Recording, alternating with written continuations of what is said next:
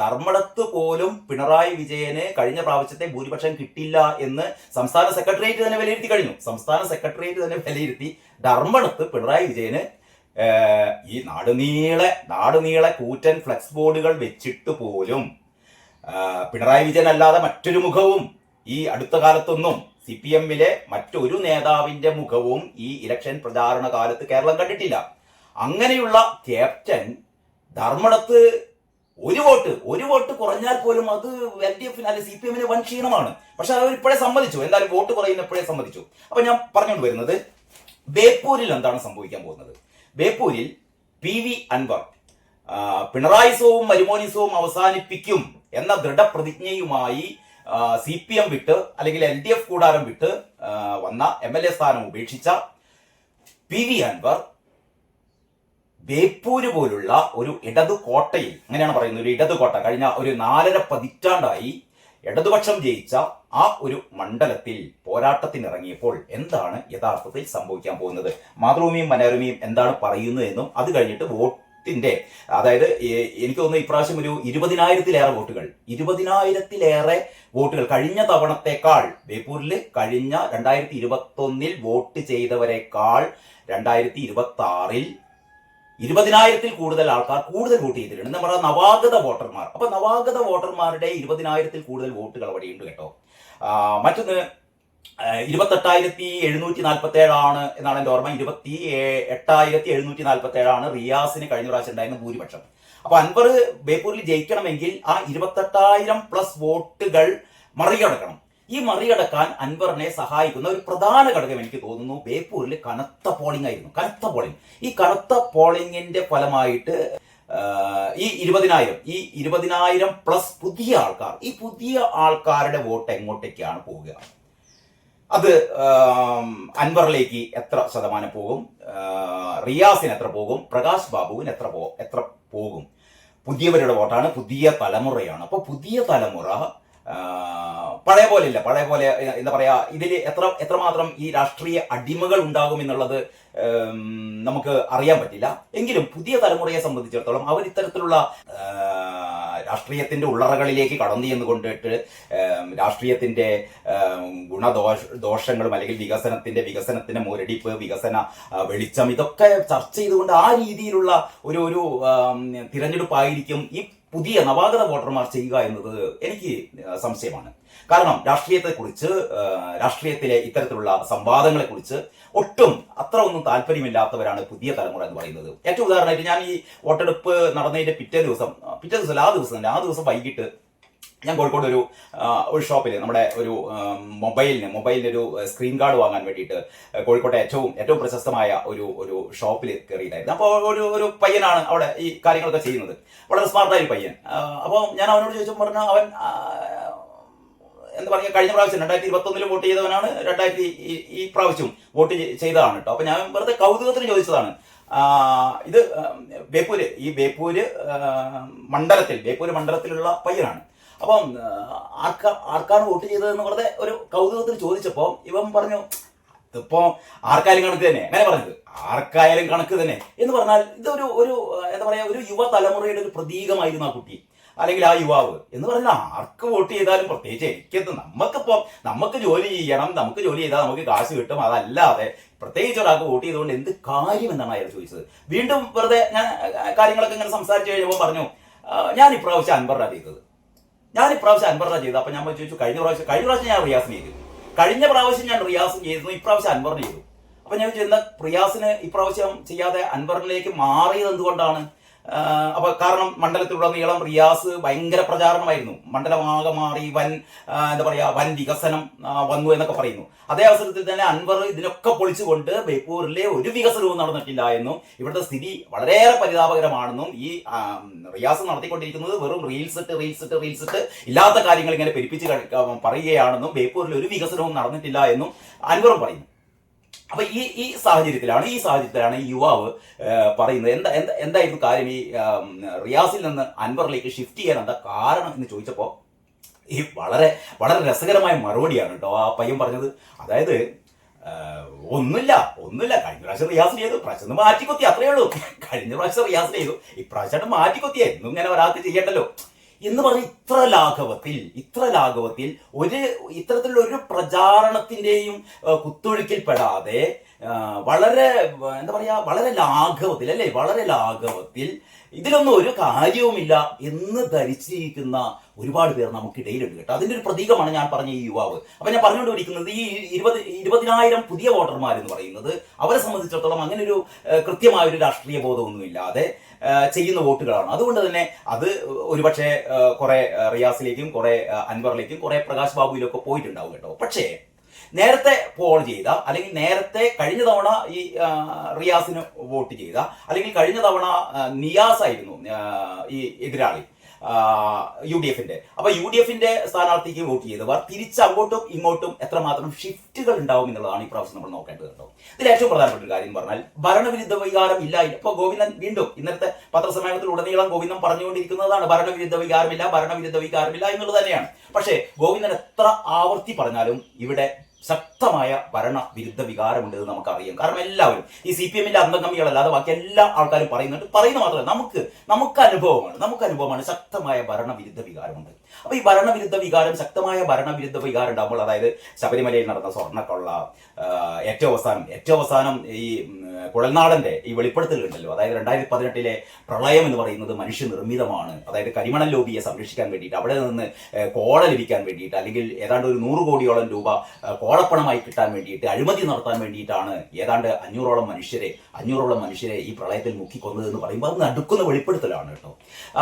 അങ്ങനെ അത്തരത്തിൽപ്പെട്ട ഈ ഭരണം തികഞ്ഞ പരാജയമാണ്. ഇപ്പൊ ആരോഗ്യവകുപ്പ് ഏറ്റവും കുത്തഴിഞ്ഞ ആരോഗ്യവകുപ്പാണ്. വിദ്യാഭ്യാസ വകുപ്പ് കുത്തഴിഞ്ഞതാണ്, അല്ലെങ്കിൽ ആഭ്യന്തര വകുപ്പ് കുത്തഴിഞ്ഞതാണ്, കൃഷി വകുപ്പ് കുത്തഴിഞ്ഞതാണ്, തുടങ്ങിയ കാര്യങ്ങളൊക്കെ നമുക്ക് മുന്നിലുണ്ട് കേട്ടോ. ഇപ്പൊ ഇവര് ഈ പ്രചാരണത്തിന്റെ ഭാഗമായിട്ട് ഉമ്മൻചാണ്ടി ഭരിക്കുമ്പോൾ പവർ കട്ട് ഉണ്ടായിരുന്നു, ഇപ്പൊ പവർ കട്ട് ഇല്ലായിരുന്നു. ഇതൊന്നും ജനങ്ങൾ വിശ്വസിക്കുന്നില്ല. ജനങ്ങൾക്ക് കുറെ കൂടി കൃത്യമായി കാര്യങ്ങൾ അറിയാം. എന്തുകൊണ്ട് ഈ 10 വർഷം കാര്യമായ പവർ കട്ട് ഉണ്ടായില്ല? കാരണം കൂടംകുളത്ത് നിന്ന് വൈദ്യുതി എത്തുന്നു, പിന്നെ എന്താ കുറെ ഈ പുരപ്പുറ സോളാർ എന്ന് പറയുന്ന ഒരു സംഭവം വളരെ വ്യാപകമായി. അതുകൊണ്ടൊക്കെ തന്നെ എന്താ പറയാ ഈ വൈദ്യുതി പഴയ പോലുള്ള ഒരു ക്ഷാമം ഉണ്ടാവുന്നില്ലെന്ന് മാത്രമല്ല, അതല്ലാതെ കഴിഞ്ഞ 10 വർഷം കൊണ്ട് എത്ര യൂണിറ്റ്, അതാണ് വളരെ ജെന്യൂനായിട്ട് പുതിയ വോട്ടർമാർ ചോദിക്കുന്നുണ്ട്, കഴിഞ്ഞ 10 വർഷം കൊണ്ട് പിണറായി വിജയൻ സർക്കാർ എത്ര യൂണിറ്റ് ആണ് ഇവിടെ വൈദ്യുതി കൂടുതൽ ഉത്പാദിപ്പിച്ചത്? അത് പറയുന്നില്ല. ഇവര് യഥാർത്ഥത്തിൽ പറയുകയാണെങ്കിൽ കഴിഞ്ഞ 10 വർഷം കൊണ്ട് ഞങ്ങൾ ഇത്ര യൂണിറ്റ് വൈദ്യുതി പുതുതായി ഉത്പാദിപ്പിച്ചു. അതല്ലേ നേട്ടം എന്ന് പറയുന്നത്, അല്ലേ? അത് പറയുന്നില്ല, കാരണം അങ്ങനെ ചെയ്തിട്ടില്ല. അങ്ങനെ ഇവർ പറയുന്ന ഓരോ വാദങ്ങളും പൊള്ളയാണ് എന്ന്. ഇപ്പൊ ക്ഷേമ പെൻഷൻ ഞങ്ങൾ 3000 രൂപയാക്കുന്നു. ക്ഷേമ പെൻഷൻ 2500 രൂപയാക്കും എന്ന് പറഞ്ഞിട്ടാണ് ഇവർ അധികാരത്തിൽ വന്നത് കഴിഞ്ഞ പ്രാവശ്യം. അത് 2500 രൂപയാക്കിയില്ല.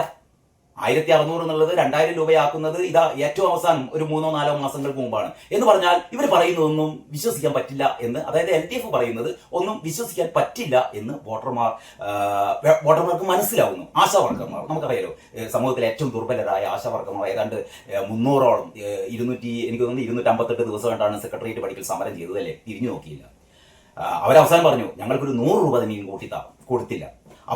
അവസാനമാണ് നമ്മുടെ പഞ്ചായത്ത് തെരഞ്ഞെടുപ്പ് വന്നപ്പോൾ 1000 രൂപ കൂട്ടി കൊടുത്തത്. പിന്നെ ബഡ്ജറ്റിൽ ഒരു 1000 രൂപ കൂട്ടി കൊടുത്തു, നാമമാത്രമായി കൂട്ടി കൊടുക്കല്. പക്ഷെ ഈ അങ്ങനെ ഒരു 1000 രൂപ കൂട്ടി കൊടുത്തിട്ടോ, അല്ലെങ്കിൽ ഇവിടുത്തെ സ്ത്രീകൾക്ക് അവരുടെ അക്കൗണ്ടിലേക്ക് 3000 രൂപ കൊടുത്തിട്ടോ ഒന്നും, 1000 രൂപ കൊടുത്തിട്ടോ ഒന്നും, പ്രത്യേകിച്ച് പഞ്ചായത്ത് തെരഞ്ഞെടുപ്പിൽ എന്താ പറയാ ഒരു പ്രത്യേകിച്ച് ഒരു മേൽക്കൈയും LDF ഉണ്ടായിട്ടില്ല. പ്രത്യേകിച്ചും ഈ 2021 നിയമസഭാ തെരഞ്ഞെടുപ്പിന് ശേഷം, അതിനെ തുടർന്ന് നടന്ന ലോക്സഭാ തെരഞ്ഞെടുപ്പിലും അതിനുശേഷം നടന്ന നിരവധിയായ ഉപതെരഞ്ഞെടുപ്പുകളിലും ഏറ്റവും അവസാനം നടന്ന പഞ്ചായത്ത് തെരഞ്ഞെടുപ്പിലും എല്ലാം LDF തകർന്നടിയുകയായിരുന്നു. പിന്നെ എങ്ങനെയാണ് ഈ നിയമസഭാ തെരഞ്ഞെടുപ്പിൽ പെട്ടെന്നൊരു മേൽക്കൈ LDF-ന് വരിക? ഒരു സാധ്യത. അപ്പൊ ഞാൻ പറഞ്ഞു വരുന്നത്, ഈ കഴിഞ്ഞ പ്രാവശ്യം റിയാസിന് കിട്ടിയ ഈ 28,747 വോട്ട് എന്തായാലും അത്രയും എന്താ പറയാ അത്രയും വോട്ടിന്റെ ഭൂരിപക്ഷം എന്തായാലും റിയാസിന് കിട്ടാൻ സാധ്യതയില്ല. അതിലൊരു പകുതി തന്നെങ്കിലും ഷിഫ്റ്റ് ചെയ്യും എന്ന് പറഞ്ഞാൽ ഈ ഭരണവിരുദ്ധ വികാരം കൊണ്ട്, CPM-ന്റെ ഇത്തരത്തിലുള്ള പൊള്ളയായ വാഗ്ദാനങ്ങളെ കൊണ്ട്, ശബരിമലയിലെ സ്വർണ്ണക്കൊള്ള കൊണ്ട്, ഇങ്ങനെയുള്ള നിരവധിയായ കാരണങ്ങളാൽ ഒരു പകുതി വോട്ട്, ഈ 28,000-ന് ഒരു 14,000 വോട്ട് തന്നെങ്കിലും ഷിഫ്റ്റ് ചെയ്യാനുള്ള കൃത്യമായ സാധ്യതയുണ്ട് കേട്ടോ. മറ്റൊന്ന്, ഈ പൊതുവെ സി പി എം എന്ന് പറയുന്ന പാർട്ടി ജീർണിച്ച ഒരു അവസ്ഥയിലാണ് എന്നും ജി സുധാകരൻ എന്തുകൊണ്ട് പോയി, അല്ലെങ്കിൽ TKG എന്തുകൊണ്ട് പോയി, അതല്ലെങ്കിൽ കുഞ്ഞികൃഷ്ണൻ എന്തുകൊണ്ട് പോയി, അങ്ങനെ ഐഷ പറ്റി പോകുന്നു, എസ് രാജേന്ദ്രൻ പോകുന്നു, അങ്ങനെ നിരവധിയായ CPIM നേതാക്കന്മാരൊക്കെ ഈ പാർട്ടി വിടുന്നു. അപ്പൊ ആകെ ഈ പാർട്ടിയെ സംബന്ധിച്ചിടത്തോളം എന്താണോ ഇടതുപക്ഷം കൊണ്ട് ഉദ്ദേശിക്കുന്നത് അതൊന്നും അല്ല ഇപ്പോഴത്തെ ഇടതുപക്ഷം എന്ന് പറയുന്നത് കുറെ പിണറായിയുടെ ഒരു ഫാൻസ് അസോസിയേഷനായി മാറി എന്ന് വിചാരിക്കുന്ന ഒരുപാട് ആൾക്കാർ പാർട്ടിയിലുണ്ട് കേട്ടോ. അവര് തീർച്ചയായും അവർ പ്രാവശ്യം മാറി കുത്തുക തന്നെ ചെയ്യും. അപ്പൊ ഞാൻ ഈ ഒരു അവസ്ഥകളൊക്കെ പറഞ്ഞിട്ട് വരുന്നത്, കഴിഞ്ഞ പ്രാവശ്യം റിയാസിന് കിട്ടിയ 28,747 വോട്ട് എന്ന് പറയുന്നത് 28,747 വോട്ടും ഇപ്രാവശ്യം നഷ്ടപ്പെടാനാണ് സാധ്യത. ഈ പുതുതായി വരുന്ന വോട്ടർമാർ എങ്ങനെയാണ് അങ്ങോട്ടേക്കും ഇങ്ങോട്ടേക്കും ചായുന്നത് എന്നുള്ളതിനനുസരിച്ച് PV അൻവറിന് തന്നെയാണ് സാധ്യത എന്നാണ് എനിക്ക് പൊതുവായി ഈ ബേപ്പൂർ മണ്ഡലത്തിലെ ഒരാളെന്ന രീതിയിൽ എനിക്ക് ഫീൽ ചെയ്യുന്നത്, അല്ലെങ്കിൽ എനിക്ക് മനസ്സിലാക്കാൻ കഴിയുന്നത് അതാണ് കേട്ടോ. ഇനി എന്താണ് മലയാള മനോരമ പറയുന്നത് നോക്കാം. ബേപ്പൂർ വോട്ടുകൾ സുരക്ഷിതം, ആർക്കെന്ന് കണക്കുകൂട്ടി മുന്നണികൾ എന്നാണ്. ആർക്കെന്ന് കണക്കുകൂട്ടി മുന്നണികൾ. ഇതിൽ പറയുന്നത് എന്താണെന്ന് വെച്ചാൽ, വോട്ടുകൾ യന്ത്രത്തിനുള്ളിലായതോടെ കണക്കുകൂട്ടലിലാണ് ബേപ്പൂരിലെ 3 മുന്നണി പ്രവർത്തകരും. വോട്ടെടുപ്പിന് ശേഷം ബൂത്ത് തലത്തിൽ നടത്തിയ അവസാനവട്ട കണക്കെടുപ്പിൽ LDF-ഉം UDF-ഉം ഒരുപോലെ വിജയപ്രതീക്ഷ പുലർത്തുന്നു. ഇരു മുന്നണികളെയും അത്ഭുതപ്പെടുത്തുന്ന ചരിത്ര മുന്നേറ്റം നടത്തുമെന്നാണ് NDA ക്യാമ്പിലെ വിലയിരുത്തൽ. പോസ്റ്റൽ ബാലറ്റുകൾ ഉൾപ്പെടെ 83.77% പോളിംഗ് ആണ് ബേപ്പൂർ മണ്ഡലത്തിൽ രേഖപ്പെടുത്തിയത്. നോക്കണേ, 83.77%. 2021 ഇത് 77.97% എന്ന് പറഞ്ഞാൽ എത്ര, 6% കൂടുതൽ വോട്ടാണ് ഇപ്രാവശ്യം രേഖപ്പെടുത്തിയത്. ഇത്തവണ ആകെ 2,18,558 വോട്ടർമാരിൽ 1,83,094 പേർ സമ്മതിദാനാവകാശം വിനിയോഗിച്ചതായാണ് തിരഞ്ഞെടുപ്പ് കമ്മീഷന്റെ കണക്ക്. ഇതിൽ 85,311 പുരുഷന്മാരും 97,553 സ്ത്രീകളും 2 ട്രാൻസ്ജെൻഡറുകളുമാണ് വോട്ടെടുപ്പിൽ പങ്കാളികളായത്. 198 തപാൽ വോട്ടുകളുമുണ്ട്. എന്ന് പറഞ്ഞാൽ പുരുഷന്മാരെക്കാൾ 12,000 സ്ത്രീകൾ. ഇപ്പൊ അൻവർ മത്സരിക്കുന്നതിന്റെ മുന്നേ പലപ്പോഴും ബേപ്പൂർ മണ്ഡലത്തിൽ മത്സരിച്ചത് അൻവറിനോളം ശക്തമായ സ്ഥാനാർത്ഥികളല്ലായിരുന്നു കേട്ടോ. അപ്പൊ UDF കഴിഞ്ഞ തവണയും അതിന് മുമ്പത്തെ തവണയൊക്കെ ഇതൊരു LDF കോട്ടയാണ്, എത്ര നമ്മൾ തലകുത്തി മറിഞ്ഞിട്ടോ അവിടെ ജയിക്കാൻ പോകുന്നില്ല എന്നൊരു ആ രീതിയിലുള്ള ഒരു പ്രവർത്തനമായിരുന്നു ബേപ്പൂർ മണ്ഡലത്തിൽ UDF നടത്തിയിരുന്നത്. ഇവരിങ്ങനെ വീട് വിടാതെ കയറി ഇറങ്ങുകയോ അത്രമാത്രം ഒരു വൻ പ്രചാരണം നടത്തുകയോ ഒന്നും ചെയ്തിരുന്നില്ല കഴിഞ്ഞ 2-3 ഒരു അനുഭവസ്ഥനാണ് പറയുന്നത്, കഴിഞ്ഞ തവണയോ അതിന് മുമ്പത്തെ തവണയോ. പക്ഷേ ഇത്തവണ അങ്ങനെയല്ല. ഇത്തവണ വളരെ കാര്യമായ ഒരു എന്താ പറയാ പ്രചാരണമാണ് നടത്തിയത്. പ്രത്യേകിച്ചും ഈ അൻവർ അത്രമാത്രം യഥാർത്ഥത്തിൽ ഇലക്ഷൻ പ്രഖ്യാപിക്കുന്നതിന്റെ എനിക്ക് തോന്നുന്നു 4-5 മാസം മുമ്പ് തന്നെ അൻവർ ബേപ്പൂരിലുണ്ട്. അങ്ങനെ അൻവർ ഓരോ മുക്കിലും മൂലയിലും എത്തി വോട്ടർമാരെ കാണുക എന്ന് പറയുന്ന ഒരു സംഭവം ഉണ്ടായിട്ടുണ്ട് കേട്ടോ. അപ്പൊ ഈ എന്താ പറയാ സ്ത്രീകളുടെ എത്രയാ വർധന ഞാൻ പറഞ്ഞത്, 12,000-ത്തോളം സ്ത്രീകളുടെ ഒരു ആധിക്യം പുരുഷന്മാരെക്കാൾ. അപ്പൊ സ്ത്രീകൾ ഇങ്ങനെ കൂട്ടമായി വരിക എന്നൊക്കെ പറയുന്നത് അത് എന്തായാലും ഒരു LDF വിരുദ്ധ വോട്ടുകൾ തന്നെയാണ്. കാരണം പ്രത്യേകിച്ച് ഞാൻ പറഞ്ഞല്ലോ, കഴിഞ്ഞ തവണത്തേക്കാൾ ഈ എന്താ പറയാ ശതമാനക്കണക്ക് കൂടി എന്നുള്ളത്. ഇപ്പൊ CPM-കാർ എന്തായാലും കഴിഞ്ഞ തവണ അവർ മാക്സിമം വോട്ട്, എല്ലാ തവണയും CPM-കാർ അവരുടെ വോട്ടുകളൊന്നും നഷ്ടപ്പെടുത്താറില്ല, അവർ പരമാവധി വോട്ട് ചെയ്യിപ്പിക്കും. UDF-കാരാണ് ഇങ്ങനെ ഒരു സാമട്ടിൽ നടക്കുക. ഇപ്രാവശ്യം അതല്ല. UDF-കാർ ഈ വർദ്ധിച്ച വോട്ടുകൾ ഉണ്ടല്ലോ, വർദ്ധിച്ച വോട്ടുകളുടെ 90% പോകാൻ പോകുന്നത് UDF-ലേക്ക് തന്നെയായിരിക്കും എന്നാണ് ഞാൻ കരുതുന്നത്. ഇനി ഇതിൽ വാർത്തയിൽ പറയുന്നത് എന്താണെന്ന് അറിയാം. 2021 ആകെയുണ്ടായിരുന്ന 2,08,059 വോട്ടർമാരിൽ 1,62,244 പേരായിരുന്നു വോട്ട് ചെയ്തത്. പുതിയ കണക്ക് പ്രകാരം 10,499 വോട്ടർമാർ അധികമുള്ള മണ്ഡലത്തിൽ 2021-നേക്കാൾ 20,850 വോട്ടുകൾ രേഖപ്പെടുത്തിയിട്ടുണ്ട്. ഞാൻ ആദ്യം പറഞ്ഞു, ഈ 2021-നേക്കാൾ 20,850 വോട്ടുകളാണ് പുതുതായി രേഖപ്പെടുത്തിയത്. വർദ്ധിച്ച വോട്ടുകൾ തങ്ങൾക്ക് അനുകൂലമാകുമെന്നാണ് ഇരു മുന്നണികളുടെയും വാദം. അതേസമയം യുവ വോട്ടർമാർ ആർക്കൊപ്പം നിലനിൽക്കുമെന്നതിൽ മുന്നണികളിൽ ആശയക്കുഴപ്പമുണ്ട്. അത് തീർച്ചയായും ആശയക്കുഴപ്പമാണ്. പുതിയ വോട്ടർമാർ ഏത് രീതിയിലായിരിക്കും ചിന്തിക്കുക എന്നുള്ളത് തികഞ്ഞ ആശയക്കുഴപ്പം തന്നെയാണ്. ഇനി കഴിഞ്ഞ തവണത്തേതിലും 6% പോളിംഗ് വർദ്ധിച്ചത് മുന്നണികളിൽ പ്രതീക്ഷയ്ക്ക് വക നൽകിയിട്ടുണ്ട്. വോട്ട് നിലയിലെ മാറ്റം ആരെ തുണയ്ക്കുമെന്ന് മെയ് 4 അറിയാം. അത് പിന്നെ പ്രത്യേകിച്ച് പറയേണ്ട കാര്യമില്ലല്ലോ. 2021 LDF സ്ഥാനാർത്ഥിയായിരുന്ന PA മുഹമ്മദ് റിയാസ് 82,165 വോട്ടുകൾ നേടിയപ്പോൾ UDF സ്ഥാനാർത്ഥിയായിരുന്ന PM നിയാസിന് 53,418 വോട്ടുകളായിരുന്നു ലഭിച്ചത്. NDA സ്ഥാനാർത്ഥിയായിരുന്ന KP പ്രകാശ് ബാബു 26,267 വോട്ടുകൾ നേടിയിരുന്നു. ഏതാണ്ട് ഇങ്ങനെയാണ് വാർത്ത വരുന്നത്. അപ്പൊ പ്രകാശ് ബാബു കഴിഞ്ഞ പ്രാവശ്യം നേടിയത് 26,267 വോട്ടുകളാണ്. ഇപ്രാവശ്യം എല്ലാവരും പറഞ്ഞത് പ്രകാശ് ബാബു വോട്ട് വർദ്ധിപ്പിക്കുന്നതാണ്. ഏതാണ്ട് 30,000-ഓളം വോട്ടുകൾ പ്രകാശ് ബാബുവിന് കിട്ടാൻ സാധ്യതയുണ്ട് എന്നാണ് പറയുന്നത്. തീർച്ചയായും അങ്ങനെ അതിനുള്ള സാധ്യതയുണ്ട്. പ്രത്യേകിച്ചും ഈ ശബരിമല പ്രശ്നമൊക്കെ വന്നപ്പോൾ അല്ലെങ്കിൽ പ്രകാശ് ബാബുവിന്റെ മണ്ഡലത്തിലെ പ്രവർത്തകർ എന്ന് പറഞ്ഞാൽ വളരെ സജീവമായ പ്രവർത്തനമാണ് നടത്തിയത്. അതുകൊണ്ടൊക്കെ തന്നെ ബി ജെ പിക്ക് വോട്ട് കൂടും. ബി ജെ പിക്ക് വോട്ട് കൂടുന്ന എവിടെ നിന്നായിരിക്കും? തീർച്ചയായും അത് എൽ ഡി എഫിൽ നിന്ന് തന്നെയായിരിക്കും. സി പി എമ്മിലെ ഈഴവ വോട്ടുകൾ ഇപ്രാവശ്യവും കുറെ കൂടി എങ്ങോട്ടേക്ക് പോകും? ബി ജെ പിക്ക് പോകും എന്നുള്ളത് ഉറപ്പാണ്. അതുകൊണ്ടൊക്കെ തന്നെ ഞാൻ നേരത്തെ പറഞ്ഞതിലേക്ക് വീണ്ടും ഒന്ന് ആഡ് ചെയ്യുകയാണ്. അൻവറിന്റെ ഒരു വിജയം എന്നുള്ളത് ഏതാണ്ട് ഉറപ്പിക്കാവുന്ന ഒരു സ്ഥിതിയിലാണ് ഞാൻ കാണുന്നത്. ഇനി മാതൃഭൂമി ചോദിക്കുന്നത് തകരുമോ ഇടതുകോട്ട എന്നാണ്. തകരുമോ ഇടതുകോട്ട? മത്സരം കൊണ്ട് ശ്രദ്ധേയമായ ബേപ്പൂരിന്റെ ഫലം എന്തായിരിക്കുമെന്നാണ് എല്ലാവരും ഉറ്റുനോക്കുന്നത്. PV അൻവർ അത്ഭുതം സൃഷ്ടിക്കുമോ എന്ന ചർച്ചകളാണ് നടക്കുന്നത്. ബേപ്പൂരിൽ പോളിംഗ് ശതമാനം വലിയ രീതിയിൽ കൂടിയെങ്കിലും അത്ര എളുപ്പമല്ല ഇടതുകോട്ട തകർക്കൽ. ശരിയാണ്, അത്ര എളുപ്പമല്ല ഇടതുകോട്ട തകർക്കൽ.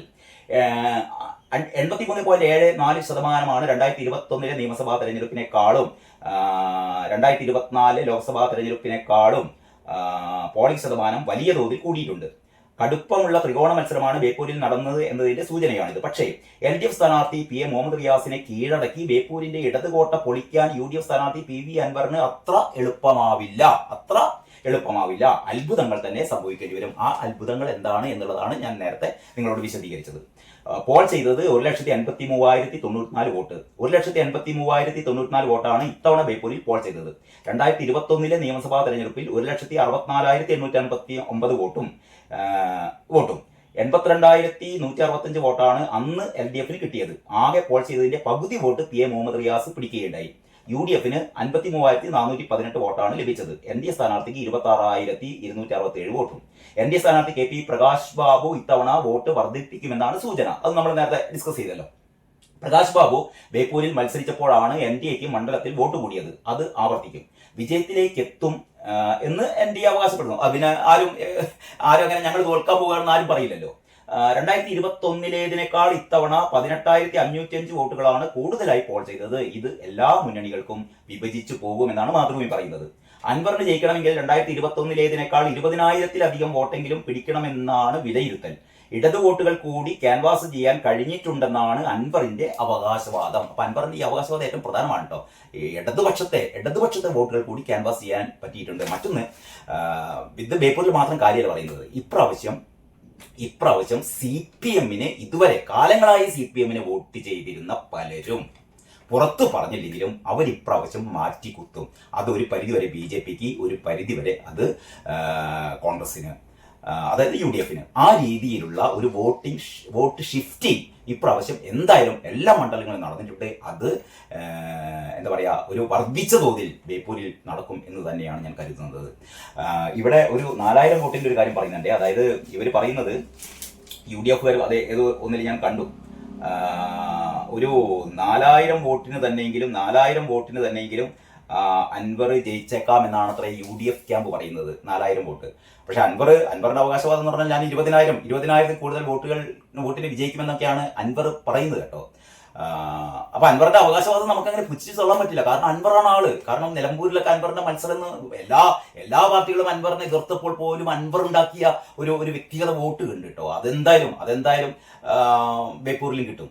അപ്പം ഇന്ന് ഞാൻ രണ്ട് പത്രങ്ങളും മനോരമയും മാതൃഭൂമിയും ഈ കാര്യം ഒന്ന് അവരുടെ ഒരു അവരുടെ ഒരു നിലപാട് അല്ലെങ്കിൽ അവരെങ്ങനെയാണ് ഇതിനെ നോക്കി കാണുന്നത് എന്നതിനൊപ്പം തന്നെ ഞാൻ എൻ്റെ ഒരു നിഗമനം കൂടി കൂട്ടിച്ചേർത്തുകൊണ്ടാണ് ഈ വീഡിയോ തയ്യാറാക്കിയത്. അപ്പം ഞാൻ എൻ്റെ ഒരു നേരത്തെ തന്നെ 1-2 വീഡിയോകൾ ഞാൻ പറഞ്ഞത് എന്തായാലും അൻവറിന് ഒരു 20,000 വോട്ടിന്റെ ഭൂരിപക്ഷം കിട്ടുമെന്നാണ് ഞാൻ നേരത്തെ, അതായത് ഈ വോട്ടെടുപ്പിന് മുമ്പ് 1-2 ഈ വീഡിയോകളിൽ ഞാൻ പറഞ്ഞിരുന്നത്. ഇപ്പോൾ ഈ ഒരു പുതിയ അല്ലെങ്കിൽ ഈ വോട്ടിംഗ് ശതമാനമൊക്കെ വന്നതുകൊണ്ട് എൻ്റെ ഒരു നിഗമനം എന്ന് പറഞ്ഞു കഴിഞ്ഞാൽ കൃത്യമായി എത്ര വോട്ട് എന്ന് ഞാൻ പറയുന്നില്ല. എന്തായാലും ഇവിടെ വിജയസാധ്യത അൻവറിന് തന്നെയാണ്. അത് UDF ക്യാമ്പ് പറയുന്നു 4,000+ വോട്ടിന് അൻവർ ജയിക്കാൻ സാധ്യതയുണ്ട്. അൻവർ പറയുന്നു അതല്ല 20,000+ വോട്ടിന് താൻ ജയിക്കുമെന്ന് അൻവർ പറയുന്നു. ഏതായാലും ഇതിന്റെ ഇടയിൽ ഒരു 4,000-നും 20,000-നും ഇടയിൽ ഒരു സംഖ്യ നിങ്ങൾ ഉറപ്പിച്ചോ, അത്രയും വോട്ടുകൾക്ക് അൻവർ ബേപ്പൂർ മണ്ഡലത്തിൽ നിന്നും ജയിക്കും. കാരണം മരുമോനിസം അവസാനിപ്പിക്കേണ്ടത് അൻവറിന്റെ മാത്രം ലക്ഷ്യമല്ല. ഇത് മണ്ഡലത്തിൽ ഒരുപാട് ആൾക്കാരുടെ സ്വപ്നമാണ്, ഒരുപാട് ആൾക്കാരുടെ ദൃഢനിശ്ചയമാണ്. ഈ തെരഞ്ഞെടുപ്പിൽ മരുമോനിസം ഞങ്ങൾ അവസാനിപ്പിക്കുമെന്നുള്ളത്. ബാക്കി വിശേഷങ്ങൾ നമുക്ക് അടുത്ത വീഡിയോയിൽ ചർച്ച ചെയ്യാം. അതുവരെ എല്ലാവർക്കും നന്ദി, നമസ്കാരം.